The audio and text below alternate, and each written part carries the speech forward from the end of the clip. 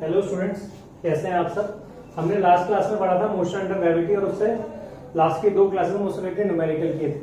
आज भी उससे रिलेटेड कुछ न्यूमेरिकल्स देखेंगे और जो भी हमने अब तक डिराइव किया है या जो भी हमने न्यूमेरिकल्स किए उनसे हमको क्या क्या रिजल्ट मिले उनके बारे में हम आज लिख लेंगे। ठीक है, तो आज जो हम कर रहे हैं वो कर रहे हैं इंपॉर्टेंट पॉइंट्स लिख रहे हैं रिगार्डिंग मोशन अंडर ग्रेविटी। तो इंपॉर्टेंट points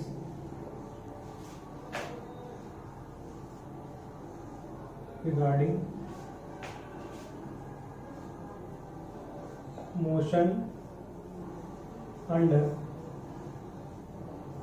gravity। होप सबको दिख रहा होगा जो मैं लिख रहा हूं। ठीक है, मोशन अंडर ग्रेविटी पहला पॉइंट या पहला टाइप का जो न्यूमेरिकल हमने डिस्कस किया था उसमें हमने देखा था कि अगर मैं किसी स्टोन को या किसी भी ऑब्जेक्ट को अगर मैं उसको वर्टिकली अपवर्ड्स थ्रो करता हूं, ठीक है, वर्टिकली अपवर्ड्स प्रोजेक्ट करता हूं, तो मैं देखा था कि वो जो स्टोन था या वो जो ऑब्जेक्ट था वो क्या ऊपर जाता है और फिर नीचे रिटर्न होकर आता है। और यहाँ पे हमने देखा था कि जो टाइम ऑब्जेक्ट ऊपर जाने में लेता है, यहाँ पर जो ऑब्जेक्ट एक सर्टेन हाइट पे पहुंच रहा था तो हमने देखा था कि उसकी स्पीड क्या हो जाती है, 0। यानी कि जब ने ऑब्जेक्ट को ऊपर फेंका तो धीरे धीरे उसकी स्पीड 0 होती है और एक पॉइंट आता है जहां पर उसकी स्पीड 0 हो जाती है। क्यों हो जाती है? क्योंकि उस पर क्या एक डाउनवर्ड एक्सेलरेशन लग रहा होता है। ठीक है, तो हमने यहाँ पर डिराइव किया था time of ascent and time of descent. जो टाइम ऑफ एसेंट वो आया था हमारे पास u बाई जी। ठीक है, जो टाइम ऑफ डिसेंट आया था वो आया था u बाई जी। हम चाहे तो उसको डिराइव भी कर सकते हैं और हमने इसको डिराइव भी किया है। ठीक है, कैसे किया था एक बार मैं आपको रफली बता भी देता हूँ। हमने फर्स्ट इक्वेशन मोशन यूज कर दी, v equals to u plus at। इसमें हमने देखा था जब ऑब्जेक्ट मैक्सिमम हाइट पे यानी कि एच मैक्स पे पहुंचता है, जब मैक्सिमम हाइट पे पहुंचता है तो जो उसकी फाइनल वेलोसिटी होती है वो क्या हो जाती है, 0। ठीक है, ऊपर जा रहा है वो u स्पीड से, तो जो u है वो क्या है, पॉजिटिव है, प्लस u एक्सेलरेशन डाउनवर्ड्स होता है हमेशा, तो माइनस g। और टाइम हमको फाइंड करना है t एक्सेंट बोल लीजिए इसको। ठीक है, तो जब t एक्सेंट निकालेंगे तो ये आ जाएगा u बाई जी। सिमिलरली हमने क्या निकाला था, टाइम ऑफ डिसेंट यानी कि नीचे आने का टाइम। और अगर हम टोटल टाइम ऑफ फ्लाइट की बात करें यानी कि आने और जाने का time, total time of flight की जब हम बात कर रहे थे यानी कैपिटल टी की, तो हमने देखा था वो किसके बराबर था, t a plus t d के बराबर। यानी कि time of ascent plus time of descent यानी कि ऊपर जाने का टाइम प्लस नीचे आने का टाइम। तो टाइम ऑफ एक्सेंट क्या हो गया था, मैं डायरेक्ट लिख देता हूँ 2u बाई जी। तो ये पहला पॉइंट जो हमने डिराइव किया था। इसके बाद अगर हम सेकेंड पॉइंट की बात करें, ठीक है, अगर सेकेंड पॉइंट की बात करें तो वहां पे हमने देखा था कि अगर हम किसी ऑब्जेक्ट को, सेम केस है, अगर मैं किसी ऑब्जेक्ट को ऊपर फेंक रहा हूँ, इनिशियल स्पीड उसकी h है, मतलब इनिशियल स्पीड उसकी u है, तो वो कौन सी मैक्सिमम हाइट रीच करेगा। तो उसके लिए हमने फॉर्मूला देखा था, वापस से ड्रॉ करता हूँ। यहाँ पर ऑब्जेक्ट है, उसको ऊपर हमने u स्पीड से भेजा, जो एक्सेलरेशन लग रहा था वो नीचे डाउनवर्ड्स था, कुछ मैक्सिमम हाइट वो रीच करेगा, जिसको हमने नाम दिया था h मैक्स। और जैसे h मैक्स की वैल्यू जो हमने निकाली थी वो थी u स्क्वायर बाई 2g। इसको भी हम चाहे तो निकाल सकते हैं। कौन सी इक्वेशन यूज करी थी हमने, third equation of motion use करी थी। ठीक है, यहाँ पर जब पहुंचेगा तो उसकी स्पीड क्या हो जाएगी, 0। ठीक है, तो थर्ड इक्वेशन ऑफ मोशन की बात करें तो v square equals to u square plus 2as। v square क्या हो जाएगा, 0। इनिशियल स्पीड क्या थी, u पॉजिटिव, माइनस 2 g के लिए मैंने माइनस यूज कर दिया g, और s की जगह h मैक्स। ठीक है, तो जहां पर h मैक्स की जो वैल्यू आ जाती है वो क्या आ जाती है, u स्क्वायर अपॉन 2g। ठीक है स्टूडेंट्स, नोट कर लीजिए, इसको पॉज कीजिए, स्क्रीन को नोट कीजिए। चलो, नोट कर लिया होगा आपने।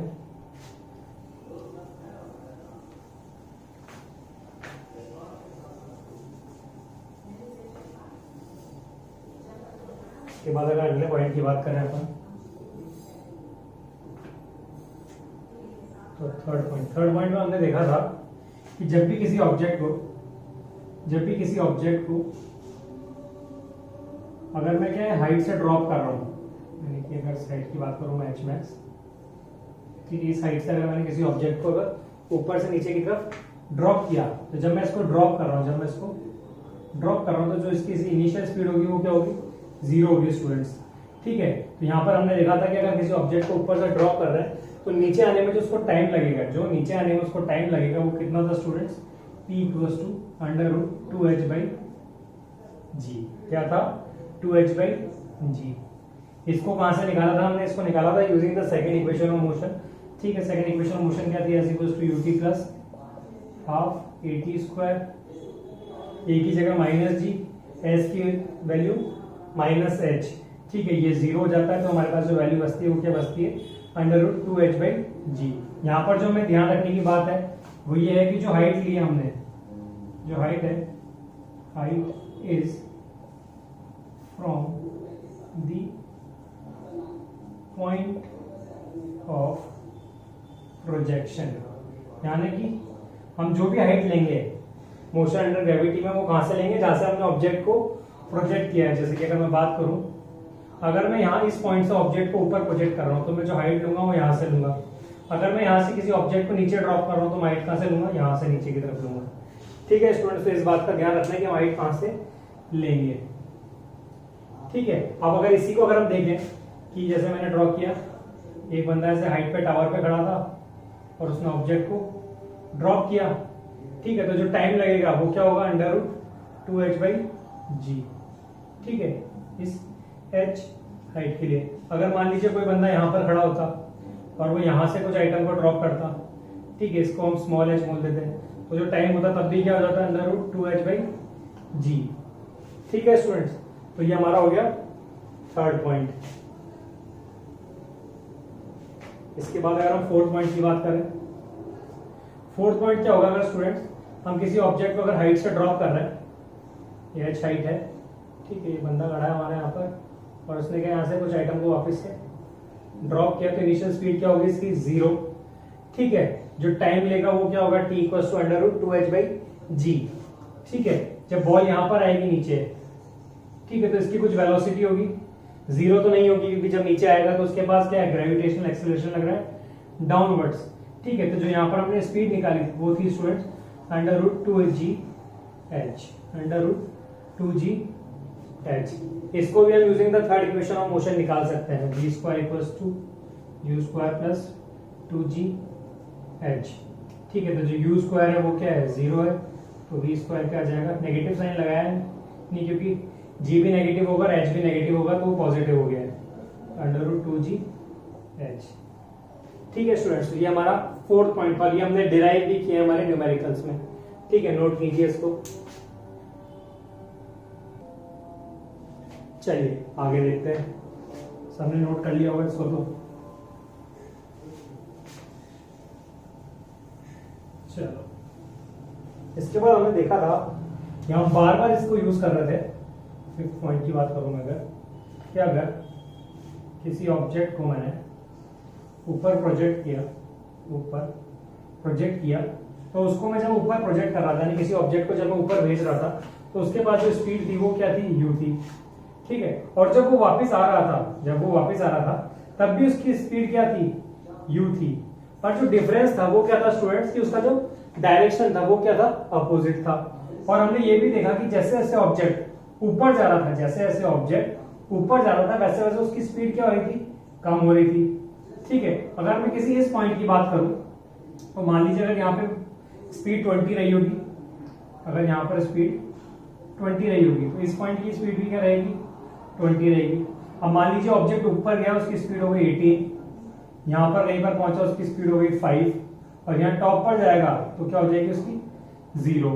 तो हम क्या देखते हैं स्टूडेंट, जब ये ऑब्जेक्ट वापस रिटर्न होके आता है, जब ये ऑब्जेक्ट वापस रिटर्न होके आता है तो सेम पॉइंट पर जो स्पीड होती है ऑब्जेक्ट की वो क्या होती है, सेम इन मैग्नीट्यूड होती है। यानी कि अगर गया 5 से था तो आया भी क्या है, 5 से।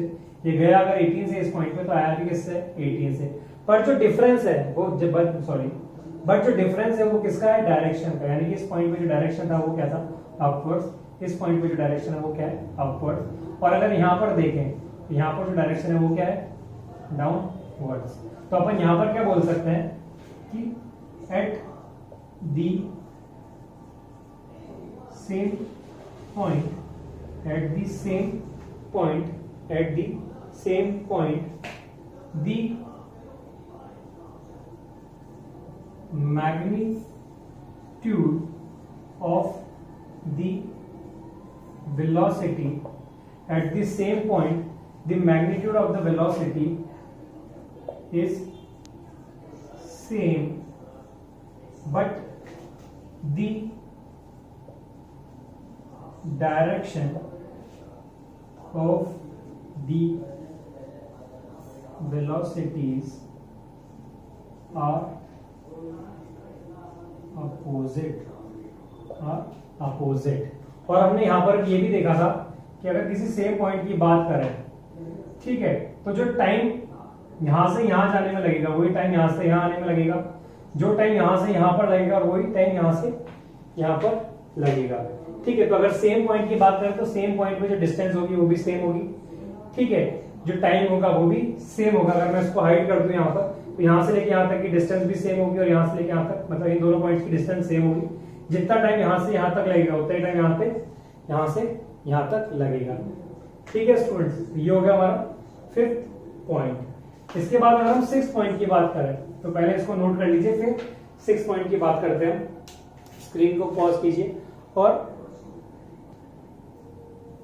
ठीक है स्टूडेंट्स, तो 6th पॉइंट लिखिए।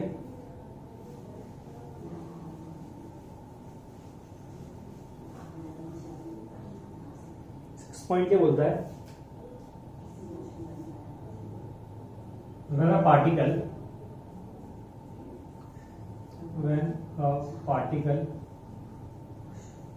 या object is dropped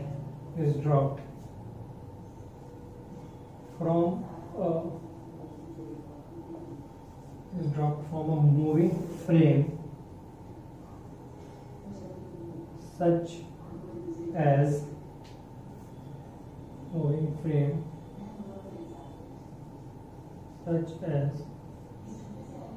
balloon, lift, rocket, etc.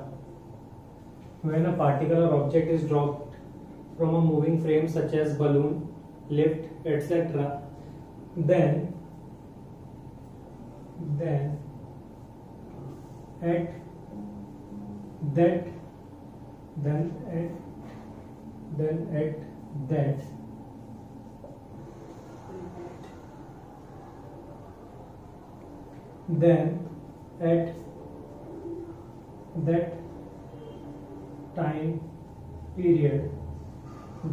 at that time period when a particle object is dropped from a moving frame such as balloon, lift, rocket, etc., then at that time period of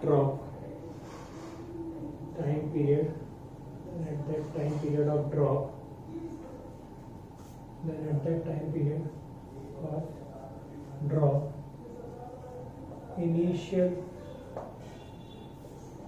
velocity of the object is same as the moving frame and G acts downwards। इसको note कीजिए, फिर समझते हैं इसको क्या मतलब है।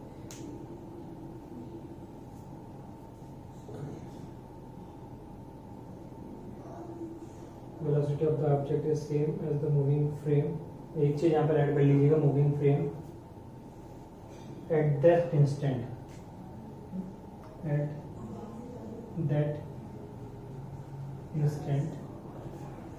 and G acts downwards।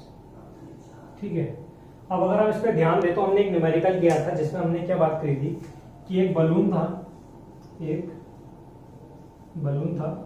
जो 10 मीटर पर सेकंड की स्पीड से ऊपर जा रहा था। ठीक है, ऐसे जब हम ऐसे ऑब्जेक्ट्स की बात करते हैं जो मूविंग कर रहा है, जो अपने आप मूव कर रहा है, जैसे बलून हो गया। ठीक है, अगर हम लिफ्ट की बात करें तो लिफ्ट के अंदर ऐसा कोई बंदा होगा। ठीक है, तो जो लिफ्ट होगी उसका एक अपना मैकेनिज्म होगा जो क्या करेगा, रिंग या चेन से बंधा होगा जो उसको क्या है ऊपर खींच रही होगी, यानी कि वो उसको ऊपर एक्सेलरेट कर रही होगी। अगर हम बलून की बात करें तो बलून में जो हॉट एयर है वो उसको एक्सेलरेट कर रही है। ठीक है, अगर रॉकेट की बात करें, ठीक है, तो जो अंदर रॉकेट के अंदर का जो फ्यूल है वो क्या कर रहा है, उसको एक्सेलरेशन प्रोड्यूस कर रहा है। ठीक है, तो जब हम इनकी केस की बात करते हैं कि मूविंग फ्रेम की बात करते हैं, ऐसे ऑब्जेक्ट की बात कर रहे हैं जो क्या है खुद मोशन में है। ठीक है, तो जो इनके पास जो स्पीड दी होती है, जो इनके साथ हमें स्पीड दी होती है, ये वो स्पीड होती है जिसमें एक्सेलरेशन यानी कि एक्सेलरेशन ऑफ द अर्थ या ग्रेविटी के पहले से इंक्लूडेड होता है। तो अगर इनके लिए हमको प्रॉब्लम सॉल्व करनी हो या हमसे पूछे जाए कि ये बलून 10 सेकेंड बाद कितने डिस्टेंस पे होगा। ठीक है, तो क्योंकि इनका एक्सेलरेशन कैसा है कांस्टेंट है, तो हम डायरेक्टली फॉर्मूला यूज कर सकते हैं s इक्वल्स टू ut, यानी कि speed distance equal to speed into time. ठीक है, पर अगर मैं बात करूं कि कोई बलून है, ठीक है, ये बलून है और इस पे से ये ऊपर जा रहा था 10 मीटर पर सेकंड से, किससे आ रहा था 10 मीटर पर सेकंड से, और मैंने यहाँ पे जो मेरा बंदा खड़ा था यहाँ पर, उसने यहाँ से क्या एक स्टोन को ड्रॉप किया, एक स्टोन को या किसी भी ऑब्जेक्ट को यहाँ से नीचे ड्रॉप किया। ठीक है, इससे पहले एक बार हम यहाँ पर समझे कि अगर आप लिफ्ट में हैं, ठीक है, अब आपकी जेब में से आपने कॉइन निकाल के या आपकी जेब में से कोई हैंकरचीफ या कुछ भी निकाल के आपने क्या कर दिया यहाँ पर ड्रॉप किया। ठीक है, तो आपको क्या लगेगा कि जैसे ही आपने ड्रॉप किया आपको ये लगेगा कि हैंकरचीफ कहाँ गया, नीचे गया है। क्यों लगेगा ऐसा, क्योंकि जो आप थे वो कहाँ जा रहे थे, आप लिफ्ट की स्पीड से ऊपर जा रहे थे। ठीक है, और जैसे आपने इस कॉइन को या हैंकरचीफ को नीचे पटका, नीचे ड्रॉप किया, तो आपको लगेगा ये नीचे जा रहा है। पर अगर कोई आदमी, ये लिफ्ट बिल्डिंग है, कोई टावर उसमें लिफ्ट कर रही थी, और कोई आदमी अगर नीचे खड़ा हुआ आपको देखे, तो वो देखेगा कि ये जो ऑब्जेक्ट आपने पटका था या ऑब्जेक्ट जो आपने ड्रॉप किया था, ये क्या कर रहा है, तो मैं यहां से डालू थोड़ा बाहर की तरफ, अगर आपने ड्रॉप किया तो अगर हम देखें तो इस पर्सन को लगेगा कि जो ऑब्जेक्ट है वो थोड़ा ऊपर गया है और फिर नीचे आ रहा है। ठीक है, और ये एक्चुअलिटी में होता है, हमें इसलिए नहीं दिखता क्योंकि हम क्या उसी के साथ मोशन में है। ठीक है, और ऐसा क्यों हो रहा है, इनर्शिया की वजह से। हमें पता है अगर किसी भी ऑब्जेक्ट के पास स्पीड हो तो उसी स्पीड को बनाए रखता है। ठीक है, और उसपे जो एक्सटर्नल फोर्स लग रही है इस ऑब्जेक्ट पे छोड़ने के बाद, वो कौन सी लग रही है, ग्रेविटेशनल फोर्स। तो ये ऑब्जेक्ट चाहता तो यही है कि मैं जिस स्पीड से लिफ्ट चल रही है उसी स्पीड से ऊपर जाऊं। ठीक है, पर क्योंकि ग्रेविटेशनल एक्सेलरेशन उस पर वर्क कर रहा था, ऑब्जेक्ट कहां आ जाता है, इवेंचुअली नीचे आ जाता है। तो जो ऑब्जेक्ट होगा वो कैसे ट्रेवल करेगा, अगर इस पॉइंट से मैंने इसको ड्रॉप किया है तो पहले कुछ डिस्टेंस ऊपर जाएगा और फिर नीचे आएगा।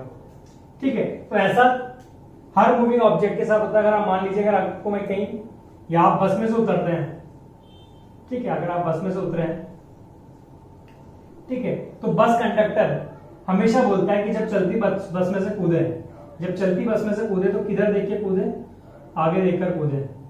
क्यों कूदे, क्योंकि जो आपकी बॉडी का इनर्शिया है वो क्या है, बस के साथ मूव करने का। तो जो बस के पास स्पीड है वही क्या है, आपके पास स्पीड है। तो जब आप आगे कूदते हैं, या अगर आप इस तरफ कूदे, मान लीजिए कि बस इस तरफ जा रही है, ठीक है, और आप क्या इस तरफ कूदे, तो क्या होगा, एक वेलोसिटी वेक्टर तो इस तरफ होगा, एक वेलोसिटी वेक्टर इस तरफ होगा, और जो ज्यादा होगा उसी तरफ गिर जाएंगे। या अगर मैं सामने की तरफ कूदा तो एक वेलोसिटी वेक्टर तो कहां पर होगा, सामने होगा, एक वेलोसिटी वेक्टर इस तरफ होगा, तो उन दोनों का बीच का मैं इस तरफ जाकर गिर जाऊंगा। तो इसलिए हमेशा बोला जाता है कि जब भी आप बस में से कूदे हैं या किसी मूविंग ऑब्जेक्ट में से कूदे तो उसी डायरेक्शन में कूदे जिस डायरेक्शन में वो ऑब्जेक्ट मूव कर रहा है। तो यहां पर भी कुछ ऐसा ही हो रहा है। जब ये ऑब्जेक्ट को हमने क्या है, मूविंग ऑब्जेक्ट से ड्रॉप किया, जब इस ऑब्जेक्ट को मूविंग ऑब्जेक्ट में से मैंने ड्रॉप किया, ठीक है, तो इसके पास क्या था, ऑब्जेक्ट के पास इनर्शिया था, inertia of that object in which it was kept. तो जब इस ऑब्जेक्ट को मैं यहां से ड्रॉप करूंगा तो ये क्या करेगा, सेम जगह जिस डायरेक्शन में वो ऑब्जेक्ट मूव कर रहा था उसी डायरेक्शन में थोड़ी देर मूव करेगा। पर क्योंकि अब ये बाहर आ गया उस मूविंग फ्रेम से, तो इसके पास जो एक्सेलरेशन होगा वो कौन सा होगा, ड्यू टू ग्रेविटी, और वो क्या करेगा, इसको नीचे मूव करेगा। तो मान लीजिए अगर ये 10 मीटर पर सेकंड से जा रहा है ऊपर, तो ये 10 मीटर पर से तो जाएगा, पर इस पे जी नीचे की तरफ एक्ट करेगा, और जब जी नीचे की तरफ एक्ट करेगा तो ये ऑब्जेक्ट क्या करेगा, थोड़ी डिस्टेंस पे ऊपर जाएगा और फिर नीचे आ जाएगा। ठीक है, तो ये यहाँ पर लिखा है कि अगर किसी पार्टिकल या ऑब्जेक्ट को मूविंग फ्रेम में से, किसी पार्टिकल या ऑब्जेक्ट को किसी मूविंग फ्रेम में से मैं अगर ड्रॉप करूं, ठीक है, तो उस ऑब्जेक्ट के पास उस इंस्टेंट के लिए, यानी कि at that period of time जब मैंने उसको ड्रॉप किया है, उसके पास जो वेलोसिटी होगी, उसके पास जो इनिशियल वेलोसिटी होगी, ठीक है, वो क्या होगी, सेम होगी उस मूविंग फ्रेम के बराबर। ठीक है, अब यहाँ पर ध्यान देने वाला है, मैंने इनिशियल वेलोसिटी लिखी है ना कि स्पीड। जो वेलोसिटी है वो वेक्टर क्वांटिटी है, ठीक है। तो जो वेलोसिटी इस मूविंग ऑब्जेक्ट के पास होगी वही वेलोसिटी क्या होगी, उस ऑब्जेक्ट के पास होगी। यानी कि अगर ये ऑब्जेक्ट ऊपर मूव कर रहा है तो ये भी कहां मूव करेगा, ऊपर मूव करेगा। ठीक है, अगर ये नीचे जा रहा है तो ये भी नीचे जाएगा। अब जब हमने इसको इतना सॉल्व कर लिया, उसके बाद क्या होता है, न्यूमेरिकल में सिर्फ हमें ऑब्जेक्ट को देखना होता है। ठीक है, अब ये ऑब्जेक्ट यहां से अलग हो गया, इसके पास u कितना है, जो भी ऑब्जेक्ट से मिला था g नीचे वर्क कर रहा है, और हम इस न्यूमेरिकल को सॉल्व कर लेंगे इजीली। ठीक है, नोट कर लीजिए इस पॉइंट को। होप आप सबने नोट कर लिया होगा। चलो नेक्स्ट पॉइंट देखते हैं। अब जो नेक्स्ट पॉइंट है, ठीक है, वो हमने एज सच डिराइव नहीं किया है, तो उसको हम अभी डिराइव भी करेंगे और उससे एक न्यूमेरिकल भी करेंगे, क्योंकि उससे एक बार एक न्यूमेरिकल पूछा गया है 2013 नीट में। ठीक है, जिसको बोलते हैं हम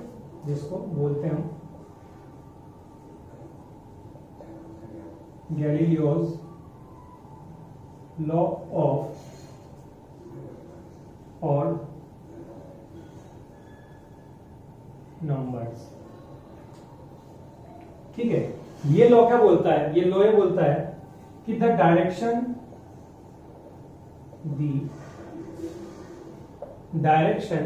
travelled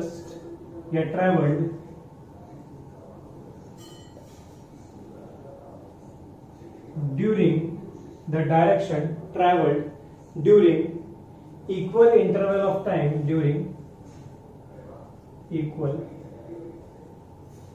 interval of time the direction traveled during equal interval of time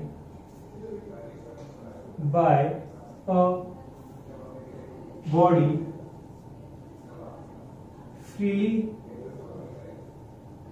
falling the direction traveled during equal interval of time by a body freely falling from rest एक मिनट रुको यार, इसमें इंक डालना है। freely falling from the rest stand to one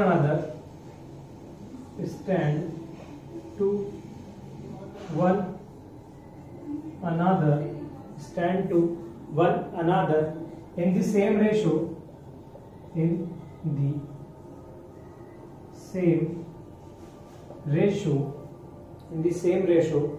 as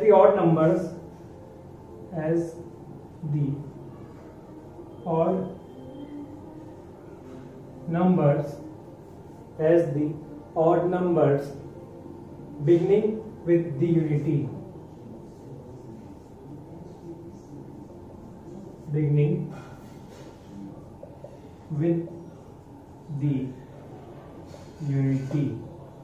full stop। ठीक है, आगे आप चाहें तो लिख सकते हैं नेमली 1:3:5:7:9 एंड सो ऑन। ठीक है, इसको नोट कीजिए, फिर हम इसको समझते हैं कि इसका एक्चुअल मीनिंग क्या है।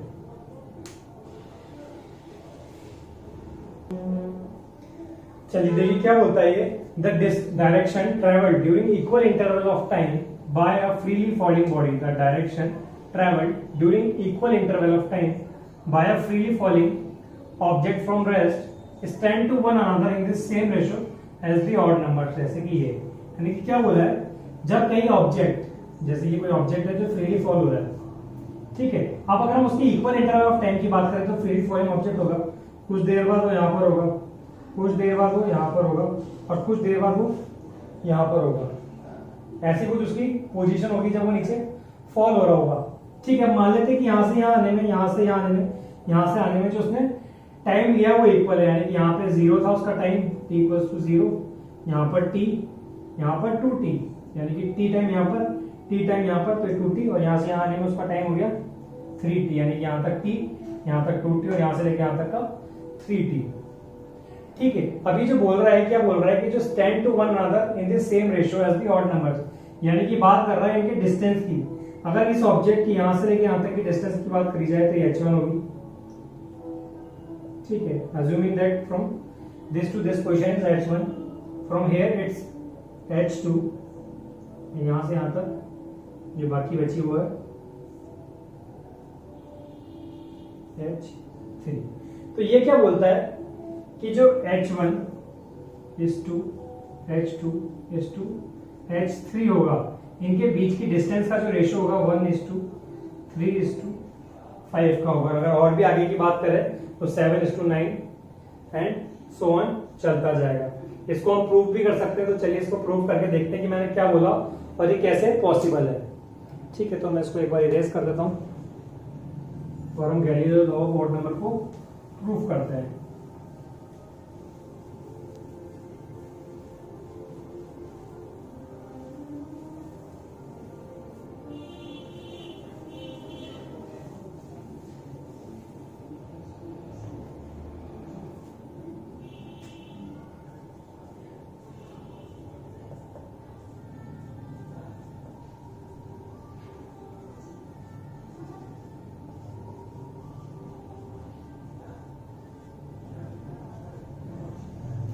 ठीक है, और ये क्या है h1 h2 h2 h2 h3 किसके बराबर है 1:3:5 के बराबर है। इसको प्रूफ कर रहे हैं हम, ठीक है, इसको प्रूफ कर रहे हैं।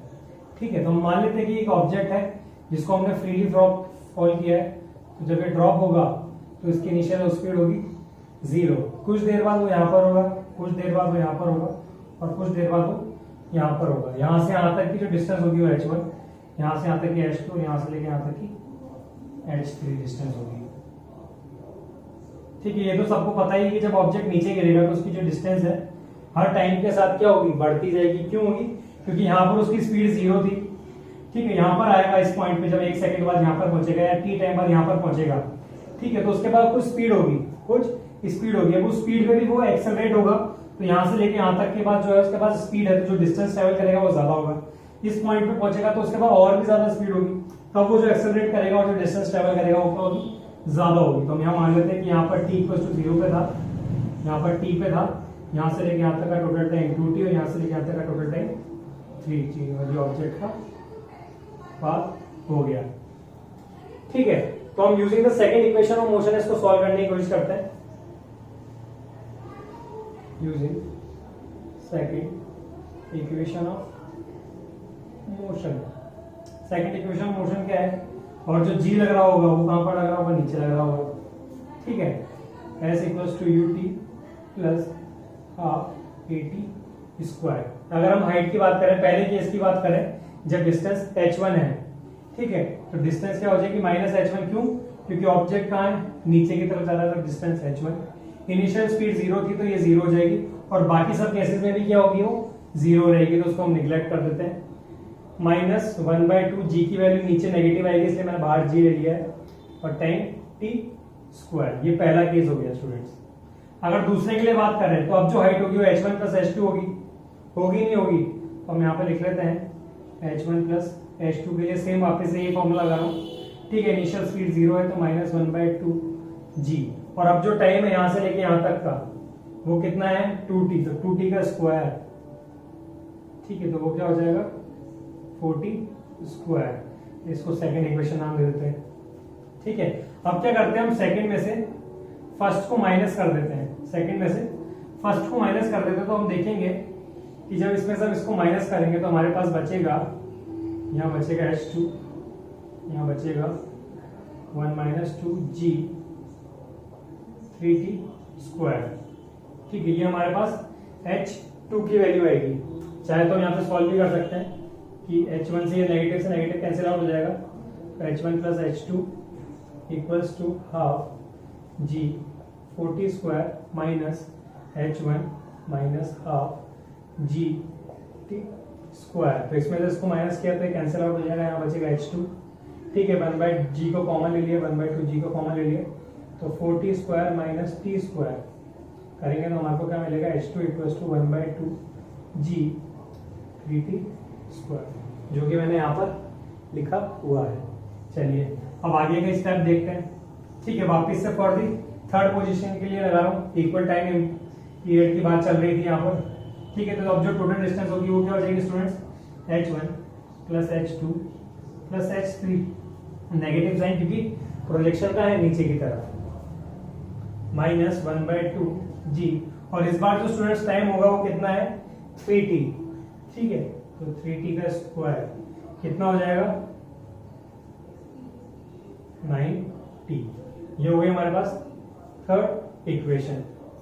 ठीक है, तो h1 हमने निकाल लिया। h1 हमारे पास कितना था, half G T square. h2 हमने निकाला कितना, हाफ जी 3t स्क्वायर। अब हम यहां से निकाल लेते हैं 3 - 2 करके, 3 - 2 यानी कि थर्ड इक्वेशन में सेकंड इक्वेशन को माइनस करेंगे तो हमारे पास जो h3 की वैल्यू आएगी सिमिलर मेथड से। ठीक है, सिमिलरली अगर हम सॉल्व करेंगे तो h3 की वैल्यू आएगी हमारे पास 1/2 g, और 9 में से ये 9 है, कंफ्यूज नहीं होना है, 9। ठीक है, तो 9 में से 4 जाएगा तो 5t स्क्वायर। ठीक है, अब अगर हम h1 h2 h3 की अगर रेशियो की बात करें, ठीक है, तो 1/2 gt स्क्वायर, 1/2 gt स्क्वायर और 1/2 gt स्क्वायर कैंसिल आउट हो जाएगा। तो हमारे पास जो h1 h2 h3 का रेशियो बचेगा स्टूडेंट्स, वो बचेगा क्या 1:3:5। सिमिलरली अगर हमको इससे आगे पूछा होता कि भाई फोर्थ और फिफ्थ पोजीशन में क्या डिस्टेंस आएगा, तो हम क्या करते हैं इसके लिए एक और बार करते और उसके बीच में हम ऐसे पोजीशन निकाल लेते। तो ये प्रूफ है Galileo's law of odd number का। अब इसको कैसे यूज करते हैं इसका हम एक न्यूमेरिकल करके देखते हैं। ठीक है, तो नोट कीजिए। ठीक है, स्क्रीन को पॉज करके और उसको नोट कर लो।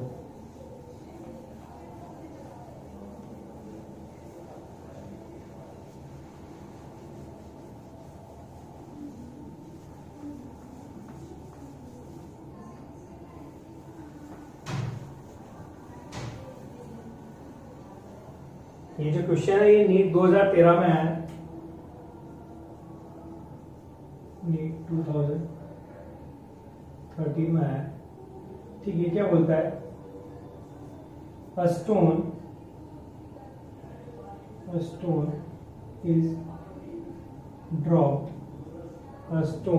is dropped freely under gravity. A stone is dropped freely under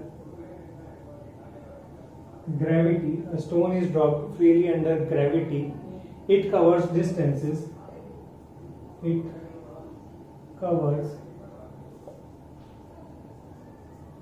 distances h1, h2 and h3.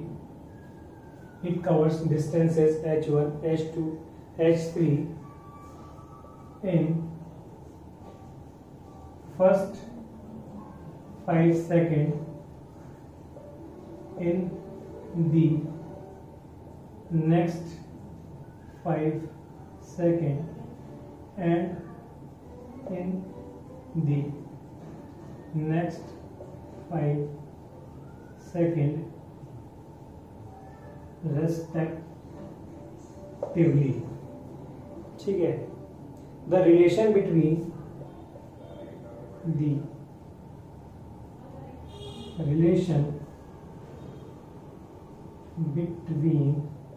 h1, h2 and h3 is, ठीक है, और जो ऑप्शंस थे वो थे h1 equals to 2h2 equals to 3h3, b h1 equals to h2 by 3 equals to h3 by 5, c था h1 equals to h2 equals to h3, और d था हमारे पास d क्या था,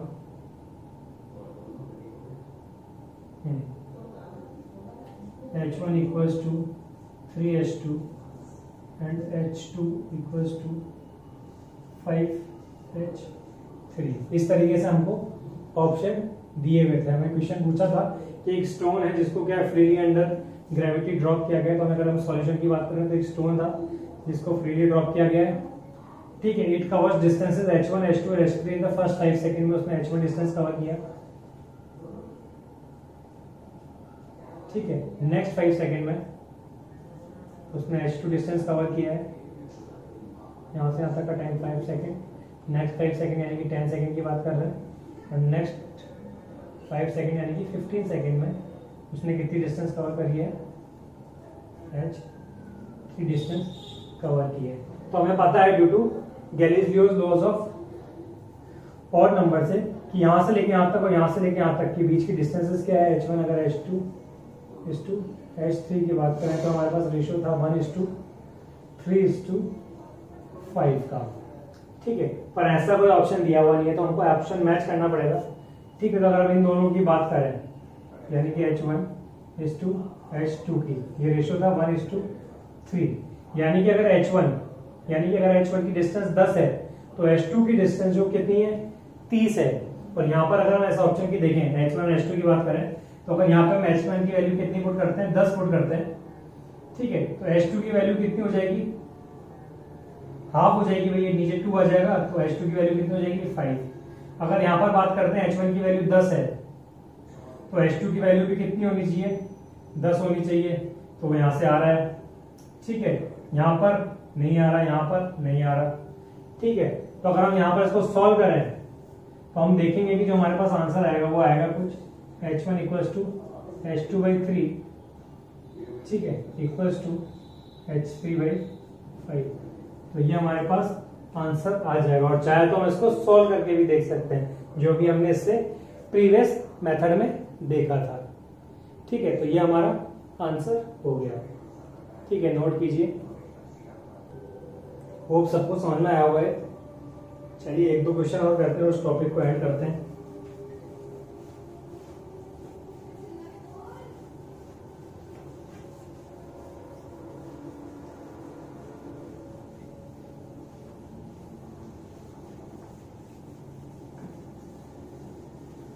न्यूमेरिकल लिखिएगा कि एग्जाम्पल एक टावर है, ठीक है।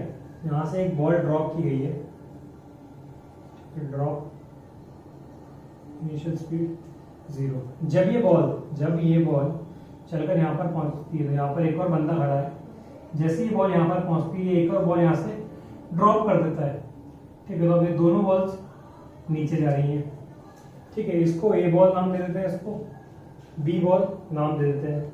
एक बार और रिपीट कर देता हूँ मैं क्वेश्चन, मैंने क्या बोला है कि एक टावर है, ठीक है। टावर की हाइट आप ले लीजिए 40 मीटर, ठीक है। और ए और बी की डिस्टेंस 20 मीटर है और बी से ग्राउंड की डिस्टेंस भी 20 मीटर, यानी कि इक्वल डिस्टेंस पे दोनों खड़े हुए हैं, ठीक है। जब ए पॉइंट से बॉल ड्रॉप हुई और जब वो बी पॉइंट पे पहुंची तब बी पॉइंट से भी क्या एक और बॉल हमने रिलीज कर दिया, यानी कि एक बॉल आई और जैसे वो इस पॉइंट पे मैंने दूसरी बॉल भी साथ में रिलीज कर दिया। दोनों बॉल्स क्या एक साथ ट्रैवल कर रही हैं, यानी कि इस पॉइंट पे जो यहाँ पर दो बॉल्स हैं, ठीक है। चाहे तो क्वेश्चन लिख लीजिए कि a ball is dropped,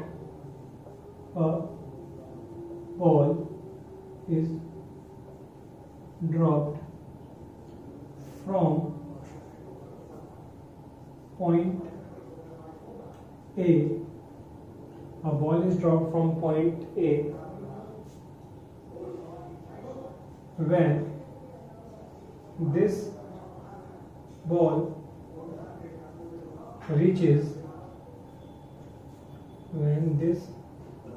when this ball reaches at point B, another ball is dropped. A ball is dropped from point A. When this ball reaches at point B, another ball is dropped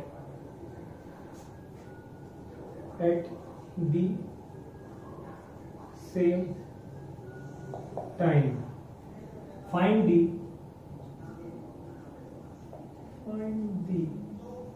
difference in time, find the difference in time when both the ball reaches the ground. The height of the tower, बाकी तो detail यहाँ पे लिखी हुई है, ठीक है। और जी की वैल्यू जो है वो हम लेंगे 10 मीटर पर सेकेंड स्क्वायर। एक बार समझ लीजिए क्या बोला गया हमसे बोला गया है कि एक टावर है 40 मीटर का जहां से एक बॉल ड्रॉप की गई है। एक टावर है 40 मीटर का जहां से क्या एक बॉल ड्रॉप की गई है। जब ये बॉल ट्रेवल करके बी पॉइंट पर पहुंचती है तब हम एक और बॉल सेम टाइम पर, ठीक है, रिलीज कर देते हैं, ठीक है। अभी दोनों बॉल्स क्या है ग्राउंड पे टच होंगी, ठीक है। पर क्योंकि हमें पता है ये बॉल ऊपर से आएगी तो इसके पास इनिशियल स्पीड रहेगी और बी जो है उसके पास क्या होगा, जीरो स्पीड। तो ये वाली जो बॉल है वो क्या थोड़ी जल्दी नीचे पहुंचेगी और बी वाली थोड़ी लेट पहुंचेगी। तो हमें ये पता लगाना है कि जो टाइम का डिफरेंस होगा, भाई एक जल्दी पहुंचेगी एक कम पहुंचेगी तो टाइम का डिफरेंस रहेगा, ठीक है। तो हमको क्या निकालना है, वो टाइम डिफरेंस निकालना है, ठीक है। अभी जो हमने फॉर्मूला देखा था आप वो यूज कर सकते हैं, ठीक है। टाइम निकालने के लिए हमने फॉर्मूला देखा था इससे पहले, सॉल्यूशन की बात करूं मैं तो फॉर्मूला देखा था हमने 2h/g, ठीक है। तो मैं क्या करता हूं, मेरे को निकालना है ये टाइम डिफरेंस, ठीक है। तो मैं क्या करता हूं, कुछ चीजें अज्यूम कर लेता हूं। यहां से लेके यहां तक का जो टाइम है फॉर बॉल बी को मैं बोल देता हूं टीबी, ठीक है। और यहां से लेके यहां तक का जो पूरा टाइम है इसको बोल देता हूं मैं ए, ठीक है। अब मैं क्या करता हूं, पहले यहां से लेके यहां तक का टाइम निकाल लेता हूं, एक T1। जब T1 टाइम निकल आ जाएगा मेरे पास, ठीक है, तो मैं क्या बता सकता हूं, एक बार पूरा टाइम निकालूं और एक बार ये टाइम निकालूं तो मेरे को ये पता चल जाएगा कि इस पॉइंट पर कितना टाइम डिफरेंस रहा होगा, ठीक है। कैसे रहा होगा देखते हैं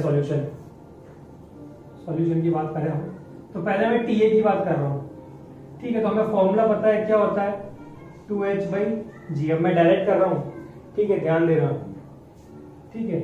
T की बात कर रहे हैं, ये जो फॉर्मूला निकाले थे हमने इनमें साइन कन्वेंशन पहले यूज था, इसलिए साइन यूज करने की जरूरत नहीं है, डायरेक्ट हम क्या वैल्यू पुट कर सकते हैं। तो ये T है, ठीक है। हाइट कितनी थी, 40 थी और g की वैल्यू कितनी है 10। तो 10 से 10 कट गया तो यहाँ पर आ गया हमारे पास √8 सेकेंड्स, ठीक है। या यूं बोल दीजिए कि 2√2 सेकेंड या फिर 2 × 1.41 तो आ गया 2.82 सेकेंड्स, ठीक है। ये टाइम लगा इस बॉल को ऊपर से ग्राउंड पर आने पर, ठीक है। अगर मैं इस T1 की बात करूं तो उसके लिए भी क्या होगा, सेम फॉर्मूला होगा 2। इस बार जो हाइट होगी वो क्या है, h1, यहां से लेके यहां तक की हाइट h1 जो कि हमें दी हुई है 20, ठीक है। तो यहां से T1 आ गया हमारे पास कितना, √2 × 20/10, तो इससे कैंसिल हो जाएगा और T1 की वैल्यू आ जाएगी हमारे पास कितनी, 2 सेकेंड, ठीक है। यानी कि इस बॉल को A पॉइंट से B पॉइंट में आने के लिए जो टाइम लगा है वो कितना स्टूडेंट्स, 2 सेकेंड। अगर हम TB की बात करें, ठीक है, तो इस जो B पॉइंट है वहां से बॉल ड्रॉप करी हमने, इसको B नाम देता हूं मैं। इसके लिए भी फॉर्मूला 2h/g, ठीक है। यहां पर अगर हम ध्यान दें तो जो हाइट है B पॉइंट की वो कितनी है, 20 है और G की वैल्यू 10। तो यानी कि TB की वैल्यू भी कितनी आ रही है स्टूडेंट्स, 2 सेकेंड, ठीक है। यानी कि अगर हम देखें कि B को जब हम यहां से यहां ड्रॉप कर रहे हैं तो उसको टाइम लग रहा है 2 सेकेंड और यहां से A को यहां तक पहुंचने में लग रहा है कितना टाइम, 2.82 सेकेंड्स, ठीक है। और हमें निकालना है यहाँ का टाइम डिफरेंस। तो हम क्या करें, बाकी सब चीजों को अगर निगलेक्ट कर दें तो हम देखेंगे कि यहां से लेके यहां तक A को आने में जो टाइम लग रहा है वो कितना है, TA - T1। TA में से T1 को माइनस कर दूं तो ये टाइम बचेगा, ठीक है। करके देखते हैं, TA - T1 किया तो मेरे पास क्या जाएगा, 2.82 - 2 सेकेंड यानी कि 0.82 सेकेंड। ये वो टाइम है जब A बॉल को लगा कहां से कहां आने पर, B पॉइंट से और ओरिजिन पर आने पर। B पॉइंट से ओरिजिन पर आने पर उसको जो टाइम लगा वो कितना है, 0.82। और जो B को टाइम लगा वो कितना था, मतलब बी पॉइंट से 0 पे आने के लिए 2 सेकंड, और हमसे पूछा गया यही टाइम डिफरेंस। ठीक है, तो टाइम डिफरेंस कितना होगा, 2 माइनस 0.82 कर दूं मैं, ये आ जाएगा कितना, 0 माइनस 0.82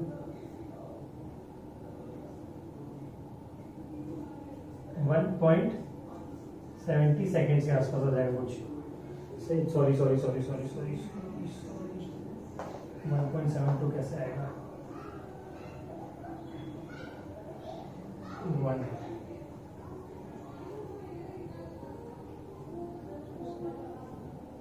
1.18 सेकेंड्स। ठीक है, तो ये हमारे पास आंसर होगा फाइनल। ठीक है, एक बार मैं वापस से रिपीट कर देता हूं, मैंने क्या करा था, हमें बोला गया था कि एक बॉल है जिसको ए पॉइंट से ड्रॉप किया गया। ठीक है, अब पहले इसी बात की बात करते हैं, अगर किसी बॉल को ए पॉइंट से ड्रॉप किया गया है तो उसका जो टाइम होगा, ठीक है, ग्राउंड पे पहुंचने के लिए वो क्या होगा, 2√2 सेकेंड होगा, दैट इज 2.82 सेकेंड्स। ठीक है, अब अगर मैं बी की बात करूं, पूरा हटा के केवल बी की बात करूं, तो उसको ग्राउंड पे आने का जो टाइम होगा वो कितना है, 2 सेकेंड। ठीक है, अब जो ट्विस्ट दिया हुआ है वो ये दिया हुआ है कि जो ए बॉल है जब वो बी पर आती है, जब ये वाली बॉल जब बी पर आती है तब हम बी को ड्रॉप करते हैं। तो मैंने यहां तक का टाइम निकाल लिया, यहां तक का टाइम आ गया कितना, 2 सेकेंड, तो बाकी बचा 0.82 सेकेंड, वो कहां का होगा, बी से 0 पे आने के लिए, किसके लिए, ए के लिए। तो ये वो टाइम हो गया 0.82 सेकेंड फॉर बॉल ए, या for ball A to come from B to origin, origin या फिर ग्राउंड बोल दीजिए, इसको ज्यादा बेटर रहेगा। ठीक है, तो ये वो टाइम हो गया जब बॉल ए को लग रहा है बी से ओरिजिन पे आने के लिए, और ये वो टाइम है जब बी को लग रहा है कहां से, बी टू ओरिजिन पे जाने के लिए।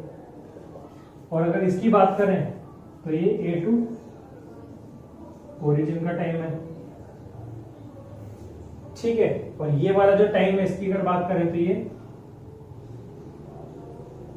ए टू बी का टाइम है, और हमसे पूछा गया time difference when the both ball reaches the ground, यानी कि जब ये दोनों बॉल्स ग्राउंड पे पहुंच रही है, तो ये वाली बॉल भी पहुंचेगी, ये वाली बॉल भी पहुंचेगी। इसने जो टोटल टाइम लिया वो 2.82 सेकंड है, और इसका जो टाइम लिया वो कितना है, 2 सेकंड। पर यहाँ पर जो ध्यान देने वाली बात है वो ये है कि जब ये बॉल यहाँ पर पहुंची, जब ये बॉल यहाँ पर पहुंची तो उसके पास कुछ स्पीड थी। अगर हमसे पूछ लिया होता कि नॉर्मली पूछ लिया होता कि एक बॉल में यहाँ से ड्रॉप किया, एक बॉल में यहाँ से पूछा, और हमसे टाइम पूछ लिया होता तो नॉर्मली बता देते कितना 82 सेकंड्स होता। ठीक है, यहाँ से पहुंचने का तो 2.8 सेकंड्स, तो यहाँ से 2, तो दोनों का डिफरेंस कितना होता, 2.82 सेकंड। पर हमसे ऐसा नहीं पूछा था, हमसे पूछा था जब ये बॉल यहाँ पर पहुंच गई तब हमने बी बॉल को ड्रॉप किया, तो वहां से पहले का टाइम का तो हमें कोई मतलब ही नहीं है, उसके बाद का टाइम का मतलब यानी कि 0.82 सेकंड बॉल ए ने लगाया और 2 सेकंड किसने लगाया, बॉल बी ने, और उसके बीच का डिफरेंस हमने निकाला तो कितना है, 1.18 सेकेंड। होप आप सबको समझ में आया होगा। चलिए उतार लिया होगा आपने समझे इसको। नेक्स्ट देखते हैं क्वेश्चन।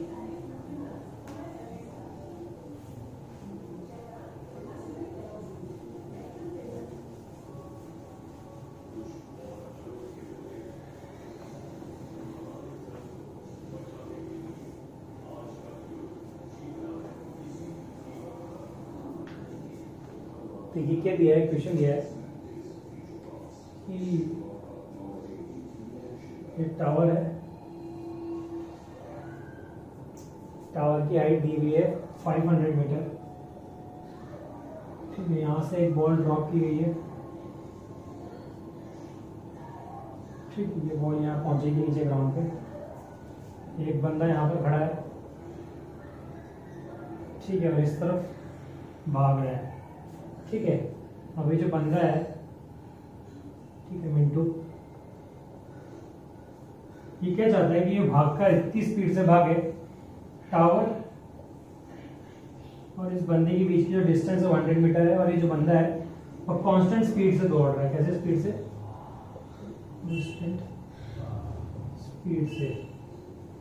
ठीक है, अब इसको करना क्या है कि चाहता है कि ये उस टाइम पे पहुंच जाए कि जब ये बॉल ग्राउंड को टच ना करे, या ये यूं बोल दीजिए कि ये चाहता है कि इस बॉल को यहाँ पे जैसे नीचे गिरे उसको जाकर कैच कर ले। तो तो हमें फाइंड करना है कि इसको किस स्पीड से भागना चाहिए कि ये डिस्टेंस को कवर कर ले। ठीक है, तो क्वेश्चन हमें दिया हुआ है, लिख लीजिए। With what speed, with what speed should this man, with what speed should this man be running so that he catches the ball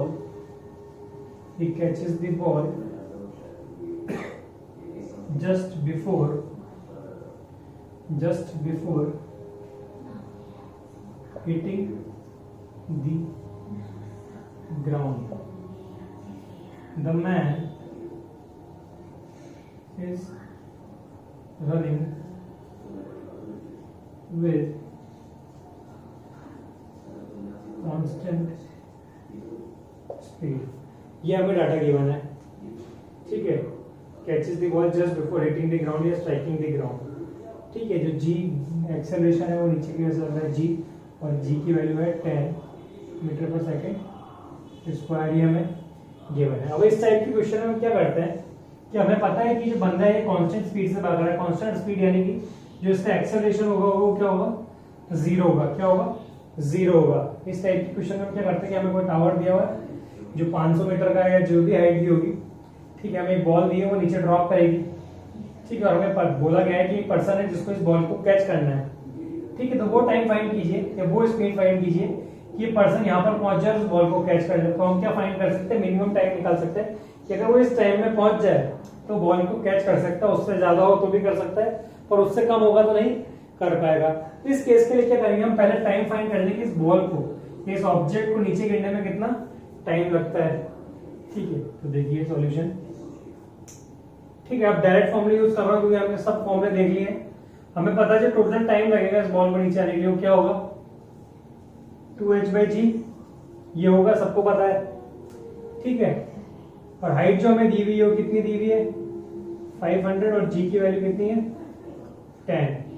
तो यहां से अगर इसको सॉल्व करें तो t की वैल्यू आएगी हमारे पास 100, दैट इज 10 सेकेंड। यानी कि इस बॉल को यहां से नीचे आने में कितना टाइम लगेगा 10 सेकेंड।